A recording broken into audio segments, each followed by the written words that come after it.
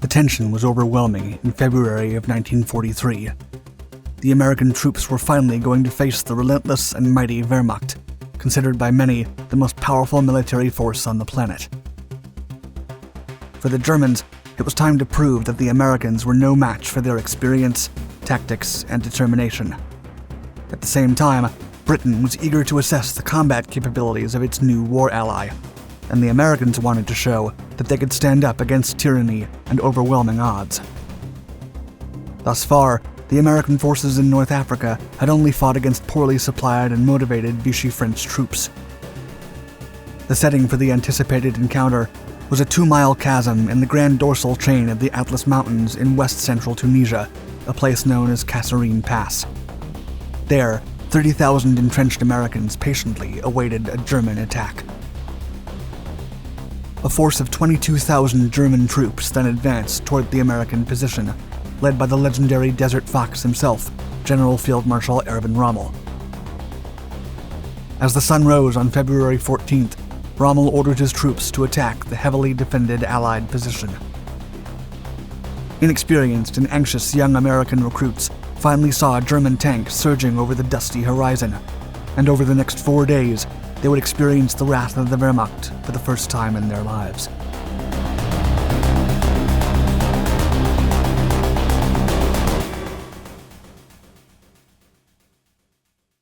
An ambitious plan.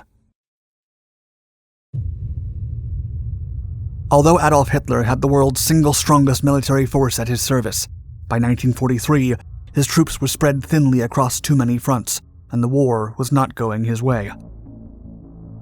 The situation in Stalingrad was abysmal. Strategic resources were running low, and American troops had just landed in North Africa, convincing the French forces to join them. Meanwhile, Rommel's initially formidable victories had been overturned as the increasingly depleted Desert Fox struggled to supply his offensives over vast, desolate distances. German supplies coming from the Mediterranean Sea had also been drastically reduced by the Royal Air Force's efforts, which managed to sink thousands of tons of Italian and German resources. Rommel had been pushed back from Egypt by the British Eighth Army. French and American forces were advancing from the west after Operation Torch, and now the Africa Corps were at serious risk of being surrounded and destroyed. Rommel and other high-ranking officers advised Hitler that holding North Africa was now impossible, as there was no way to keep sustainable supply lines while the Allies could do it from Egypt, Morocco, and Algeria. For Rommel, it was time to withdraw while they still held ports in Libya that they could use. However, Hitler would not have it, and ordered the redirection of troops and air support that were desperately needed for the incoming Stalingrad counteroffensive into North Africa, in a reckless attempt to capture Tunisia before the Allies choked off the Africa Corps. Capturing Tunisia. Hitler's decision gave Rommel a boost in air-delivered supplies and troops. Still, it left the Sixth Army in Stalingrad besieged and starving. Consequently, Rommel advanced across Tunisia in his fast and aggressive style to keep the British Eighth Army in the east and the Torch forces in the west. At the same time, the US and French forces quickly pierced the Tunisian border, hoping to establish a front before the Axis forces overtook the country. Initial skirmishes went in Germany's favor, with the Africa Corps seizing most of the country. The massive Atlas mountain range gave the Germans a significant defensive advantage as it extended all the way to the western coast, leaving just a tiny area in the north suitable for an invasion. After securing that area, only a few passes through the mountains were left for the Torch forces to invade Tunisia. One such opening was the Kasserine Pass. Setting the stage. The race for Tunisia had been decidedly won by Rommel. After some initial attempts by French and American troops to hold the town of Spetla during the Battle of Sidi Bouzid, they were driven back toward the Atlas Mountains and forced to take a defensive position in the Kasserine Pass. The Americans needed to hold Kasserine Pass at all costs, as it was their only connection to Algeria and their main supply line for future incursions into Tunisia. For Rommel, it was a relatively comfortable position. The Torch forces had been pushed back, and it would be weeks before the 8th Army would arrive at the Mareth line to deliver an attack on eastern Tunisia. The Italians considered that the best strategy was to wait and reinforce positions, but Rommel wanted to obliterate the US forces at Kasserine Pass before dealing with two fronts. At 1:30 p.m. on February 19th, Rommel received the Comando Supremo's agreement to his plan, and the Italian forces joined the Germans for the large-scale attack. Upholding the pass was a force comprising the U.S. 1st Battalion, 26th Regimental Combat Team, the U.S. 19th Combat Engineer Regiment, the 6th Field Artillery Battalion, a tank destroyer battalion, and a battery of French artillery. On the hills overseeing the pass were French General Velver's task force, encompassing a U.S. Ranger and Infantry Battalion, 3 French Infantry Battalions, 2 U.S. Field Artillery Battalions, 4 French artillery batteries, and engineer and anti-aircraft detachments. Furthest west was Task Force Bowen, blocking the track from Feriana towards Tebessa. In total, 30,000 troops were defending the strategic location, with most American troops taking shelter in foxholes and trenches along the pass's walls. Geographically, Kasserine Pass was an ideal defensive position. It was a narrow 2-mile-wide opening overlooked by the Jebel Chambi and Jebel Samama hills, and the Hatab River bisecting the pass provided additional obstacles to any force attempting to seize the access. Beyond the pass, there was a large open area with 2 roads leading to Tebessa and Tala, 2 towns held by American forces and crucial to their war efforts in the region. The bulk of the Allied troops was highly inexperienced. Most American soldiers had arrived in Africa months prior and had seen little action, beyond confrontations with Vichy French troops refusing to surrender. The French support troops were also hardly prepared to face the German war machine, having spent the last 2 years as a German puppet force with little supplies and training, due to Hitler always suspecting that they could betray him. An expert strategy.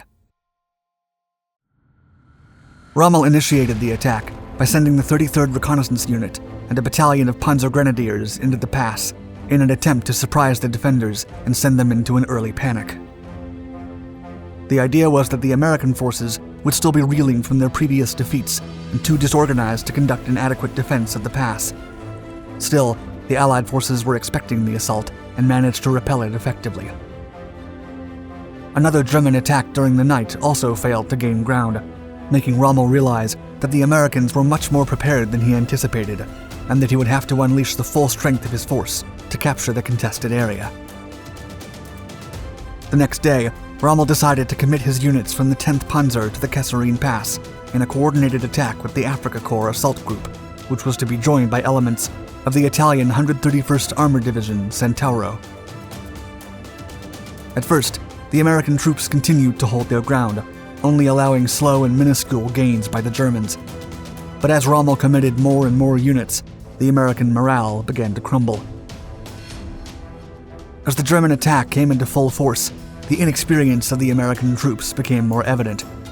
The onslaught began with a thundering barrage of German artillery fire that shook the U.S. recruits to their core, with many not having seen such a spectacular show of force in their lives. The German Navalwerfer multiple rocket launcher was especially upsetting to the Americans, as their overwhelming display of fire, light, and deafening sound made many soldiers believe they were countering an undefeatable force. Rommel was well trained in psychological warfare. He knew how impressionable the American soldiers were, so he deliberately unleashed a dreadful spectacle of destruction that, although not very effective in actually hitting the U.S. defenders, sent many of the American and French troops into a panic. Running away. Shells continued bursting all around the defending troops as the pass was covered in smoke and fire. Amid the chaos, the German panzer divisions began to pierce through the battlefront, taking advantage of the American surprise to deliver an aggressive blow to the remaining forces. The ruthless, aggressive nature of the German tank crews was also something the Americans had not encountered before. The armored vehicles rolled through everything in their path, not stopping even as their comrades were destroyed. This relentless strategy further cemented the idea into the defenders' minds that they were against a force of unmeasurable power and numbers. The American forces began to rout exponentially, abandoning their posts and persuading their comrades to flee from the onslaught. Rommel's forces then took advantage of the chaos, and he sent his Panzer Division to capture the valley of the pass in one determined move. Some Allied anti-tank vehicles and a few tanks were expecting the Germans in a desperate attempt to hold the line on the other side of the pass. Still, they were no match for the seasoned Panzer crews who utterly destroyed the Allied armored vehicles. After the Allied tank destroyers were neutralized, the German forces encircled the remaining US forces, still fighting in the Jebel Samama hill, ultimately defeating everyone in Kasserine Pass. Aftermath. While the main assault was over, the Germans decided to press their massive advantage. As US and French troops fled to Tebessa and Tala, Rommel regrouped his forces to strike the Allied positions.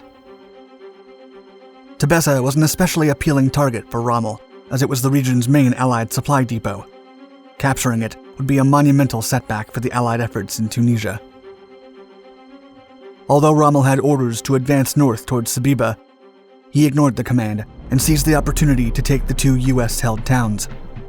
For the next 2 days, the German forces would continue attacking the Allied troops after they struggled to reorganize after the Battle of Kasserine Pass.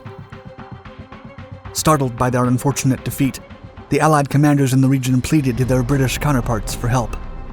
Thus, the British forces assembled a makeshift force, while the remainder of the US forces protected Tebessa.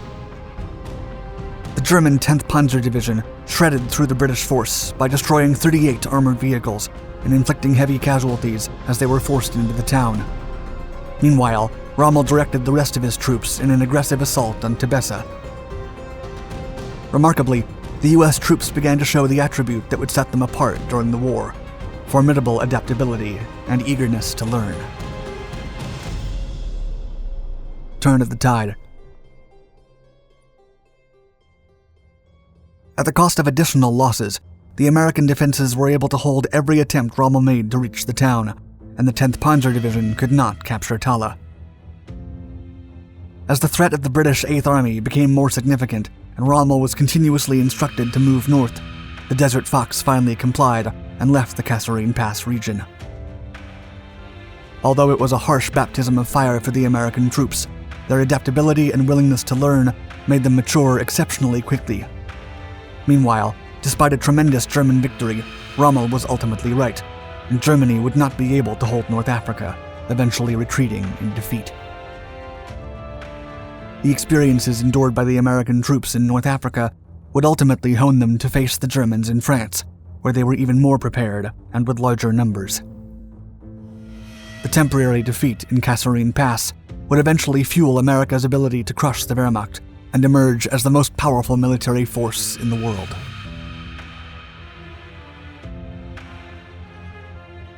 Thank you for watching our video. If you enjoyed it, please give us a like and share it with someone who might like it. And for more battles that change the world, don't forget to subscribe to Dark Docs. You can also check out our other Dark Documentaries channels, where you'll find more exciting history-inspired content. Stay tuned.